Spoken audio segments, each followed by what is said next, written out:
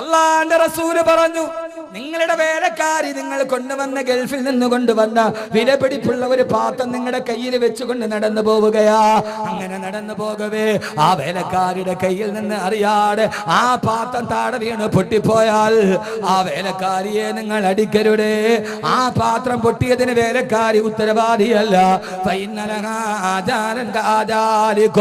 അള്ളാഹു നിങ്ങൾക്ക് ആയുസ് നിശ്ചയിച്ചതുപോലെ ആ പാത്രത്തിന് അള്ളാഹു ആയുസ് നിശ്ചയിച്ചിട്ടുണ്ട്. അതിന് ആയുസ് കഴിഞ്ഞു പോയതാണെന്ന് സോഷ്യലിസ്റ്റ് വിപ്ലവത്തിന്റെ കാറൽ മാർക്സിന് മുമ്പേ എംഗൽസിന് മുമ്പേ തൊഴിലാളിക്ക് വേണ്ടി സംസാരിച്ച ആ സ്നേഹത്തിന്റെ തിരുവസന്തം കേൾക്കാത്തവരില്ല. വേലക്കാരി അടിക്കരുതേ, പാത്രം പൊട്ടിയതിന് അവൾ അവകാശിയല്ല. അള്ളാഹു നിങ്ങൾക്ക് ആയുസ് നിശ്ചയിച്ചതുപോലെ ആ പാത്രത്തിന് ആയുസ് നിശ്ചയിച്ചിരുന്നു. അതിന്റെ ആയുസ് കൊഴിഞ്ഞു പോയതാണെന്ന് ഹബീബ്